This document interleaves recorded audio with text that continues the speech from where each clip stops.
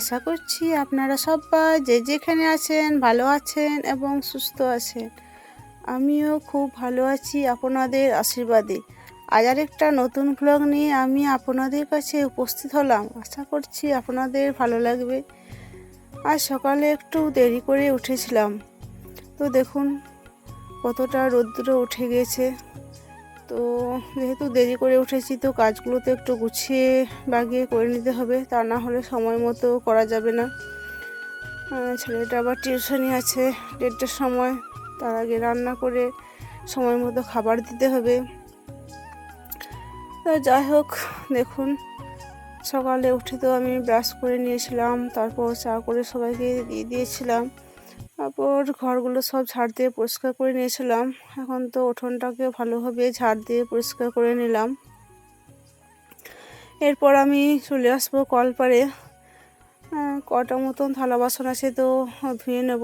রাত্রে তো থালা বাসনগুলো সব ধুয়ে রেখেছিলাম, আর আজকে তো স্কুল ছুটি ছিল, সেই কারণে একটু দেরি করে উঠলাম। মানে স্কুল থাকলে ভোরে আমাকে উঠতে হয়।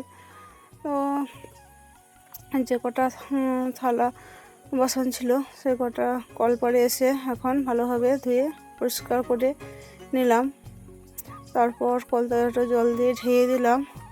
আর এখন দেখুন স্নান সেরে নিয়েছি। স্নান সেরার পর ঠাকুরের জন্য ফুল, তুলসী পাতা জোগাড় করে এনেছিলাম এবং প্রত্যেকটা ঠাকুরের চরণে আমি ফুল নিবেদন করে দিয়েছি। তারপর আমি চলে যাব রান্নাঘরে। সময় মতো রান্না চাপাতে হবে।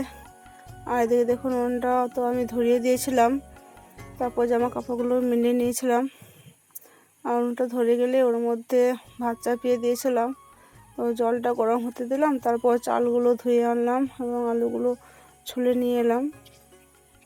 তো এখন আমি হাঁড়ির মধ্যে আলুগুলো দিয়ে দেবো, আর তারপর চালটা, ভাতের চালটাও ওর মধ্যে দিয়ে দেবো। চালগুলো ভালোভাবে ধুয়ে নিয়েছিলাম, এখন দেখুন দিয়ে দিলাম। তো বাইরে উনুনটাতে এখন ভাতগুলো হতে থাকবে, আর ওদিকে রান্নাঘরের মধ্যে আমি গ্যাসের চুলার মধ্যে সবজিগুলো তৈরি করে নেব।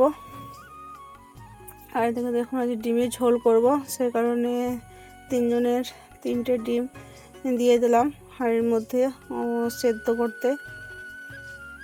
আর শ্বশুরমশাই তো আজকে গিয়েছেন মেয়ের বাড়ি, তো আমি, আমার বর, আমার ছেলে 3 জনে আছি, তো 3 জনের 3টে ডিম দিয়ে দিলাম। আর শ্বশুরমশাই থাকলেও ডিম খায় না, তো যাই হোক আজকে ডিমের ঝোল করব। আর এদিকে দেখুন গ্যাসের ওভেনের মধ্যে আমি কড়াইতে তেল গরম করতে দিয়েছিলাম, তারপর তেলের মধ্যে একটু হলুদ দিয়ে দিয়েছিলাম, ওর ভেন্ডিগুলো দিয়ে দিলাম, নাড়াচাড়া করে লবণ দিয়ে দিলাম। তো হলুদটা মনে হচ্ছিল একটু কম লাগছে, তো আর একটু দিয়ে দিলাম। তো ঢেঁড়সগুলোকে এভাবে এখানে আমি গ্যাসের মধ্যে ভেজে নেব। আর দেখুন মশলাটা বেটে রেডি করে রেখেছিলাম। আর এদিকে দেখুন কাপড়গুলো ততক্ষণে আমার শুকিয়ে গিয়েছিল, তো ভাবলাম প্রচণ্ড রোদ্রে তো কাপড়গুলো পুড়ে যাবে, একদম কালারগুলো চলে যাবে, তো সেই কারণে ওগুলোকে গুটিয়ে আগে বাড়ির মধ্যে রেখে দিয়ে এলাম। তারপর ততক্ষণে আমার ঢেঁড়সগুলো তো ভাজা হয়ে গিয়েছিলো, গ্যাসটা কমিয়ে দিয়েই গিয়েছিলাম কাপড়গুলো গোটাতে। তো এসে দেখছি ঢেঁড়সগুলো প্রায় ভাজা ভাজা হয়ে গেছে, তো ওগুলোকে ভেজে নামিয়ে দিলাম। আর দেখুন ভাতটাও আমার হয়ে গেছিলো, তখন তো ভাতটা নামিয়ে মাছ ধরতে দিয়ে এলাম। আর দিয়ে কয়লাগুলোকে বার করে নিচ্ছি, পোড়া কয়লাগুলো। তো পোড়া কয়লাগুলো বার করে নেব, ওর মধ্যে একটু জল দিয়ে কয়লাগুলোকে নিভিয়ে দেবো, তো ওই কয়লাগুলো আবার পরের দিনে ব্যবহার করা যাবে। সেখানে দেখুন চিমটে করে বার করে দিলাম। আর সেদিকে দেখুন আবার চলে এসেছি রান্নাঘরে। তো ডিমগুলোকে তো আমি ছুলে নিয়েছিলাম, তো ছুলে নেওয়ার পর দেখুন ডিমগুলোকে কড়াইয়ের মধ্যে তেল দিলাম, তেলের মধ্যে একটু হলুদ দিয়ে দিলাম, তারপর ডিমগুলোকে হালকা ভেজে নেব। নাহলে ভেজে নিলে কালারটা খুব সুন্দর হয়, আর ঝোলটা খেতে বেশ ভালোই লাগে। দেখুন নাড়াচাড়া করে ডিমগুলোকে তো এখন আমি ভেজে নিচ্ছি কড়াইয়ের মধ্যে। ডিমগুলো ভাজা হয়ে গেলে ওগুলোকে থালির মধ্যে নামিয়ে রাখলাম। আর দেখুন ওই তেলটার মধ্যে মশলাটা আমি আগে থেকে তো বেটে রেখেছিলাম শিলপাটাতে, তো সেটা কড়াইয়ের মধ্যে দিয়ে দিলাম, ওটা ভালোভাবে ভেজে নেব। তো ওর মধ্যে আবার সেদ্ধ করা আলুগুলো ভেঙে দিয়ে দেবো। তো মশলাটার মধ্যে দেখুন হলুদ দিয়ে দিলাম, তারপর নাড়াচাড়া করে ভাজতে লাগলাম। তো হালকা যখন মশলাটা ভাজা হয়েছিল ওর মধ্যে আলুগুলোকে আমি দিয়ে দিলাম। কেননা লেট করে উঠেছিলাম তো তাড়াতাড়ি রান্না করতে হবে, তো সে কারণে আলুগুলোকে আমি ভাতের মধ্যে সেদ্ধ করে নিয়েছিলাম। এই যে দেখুন মশলাটা ভাজতে ভাজতে ওর মধ্যে আলুগুলোকে দিয়ে দিলাম এবং আলু আর মশলা দুটোকে ভালোভাবে তেলের মধ্যে ওখানে কষিয়ে নিয়েছিলাম। তারপর ওর মধ্যে পরিমাণ মতো জল দিয়ে দেবো, লবণ দিয়ে নেব। দেখুন এখন আমি লবণ দিয়ে নিচ্ছি। লবণ দিয়ে হালকা নাড়াচাড়া করার পর ওর মধ্যে জল ঢেলে দিয়েছিলাম। জল দেওয়ার পর ডিমগুলোকেও ওর মধ্যে দিয়ে দিয়েছিলাম।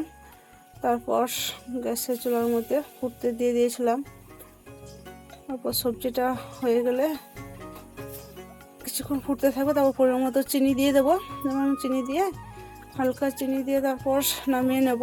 আর এদিকে তো ভাতের মধ্যে আলু সেদ্ধ করতে দিয়েছিলাম, তো আলু ভর্তা করে নেব। তার জন্য পেঁয়াজ কুচি করে নেব আর লঙ্কা কুচি করে নেব। কুচনো লঙ্কা এবং কুচনো পেঁয়াজ আর লবণ আর কাঁচা তেল দিয়ে আমি আলুটা মেখে নেব, মানে আলু ভর্তা করে নেব।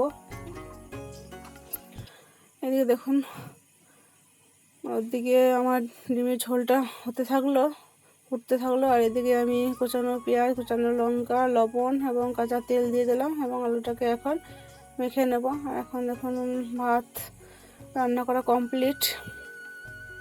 ঢেঁড়স ভাজা, ডিমের ঝোল আর আলুর ভর্তা করেছিলাম আলু ভাতে, তো ওই দিয়ে খেয়ে নেব সবাই। এখন দেখুন ছেলেটাকে তো ভাত দিয়ে দিলাম, তারপরও টিউশনি চলে গিয়েছিলো। তারপর টিউশনি থেকে ফেরার পথে দেখুন আমি তো প্রত্যেক দিন একটা করে কলা খাই, ডাক্তার বলেছিল নার্ভের গন্ডগোলের জন্য।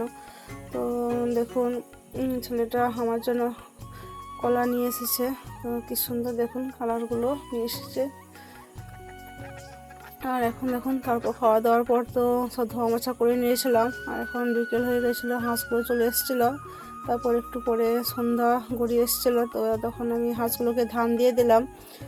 হাঁসগুলো ধানগুলো খেয়ে নেবে, তারপর ওদেরকে ওদের খাওয়ারের মধ্যে রেখে দেবো, মানে হাঁসের ঘরের মধ্যে প্রবেশ করে দেবো। দেখুন ওরা তো ধানগুলো এখন খেয়ে নিচ্ছে, খাওয়া হয়ে গেলো। এবার হাঁসগুলোকে ওদের ঘরের মধ্যে ভরে ওদেরকে কপাট লাগিয়ে দেবো। আর দেখুন সন্ধ্যা হয়ে এসেছে প্রায়, তো হাঁসগুলোকে তো ঘরের মধ্যে প্রবেশ করে কপাট লাগিয়ে দিলাম। এখন আমি চলে যাব প্রদীপ দেওয়ার জন্য। আর দেখুন দুটো প্রদীপ ধরিয়েছি আর দুটো ধূপ ছলাকা, তো একটা প্রদীপ এবং ছলাকা বাড়ির মধ্যে দেবো মেঝেতে, ঠাকুরগুলোকে দেখিয়ে নেব, তারপর মেঝের মধ্যে দিয়ে দেবো। আর আরেকটা প্রদীপ এবং ছলাকা আছে, ওটা তুলসী মন্দিরের মধ্যে দেব।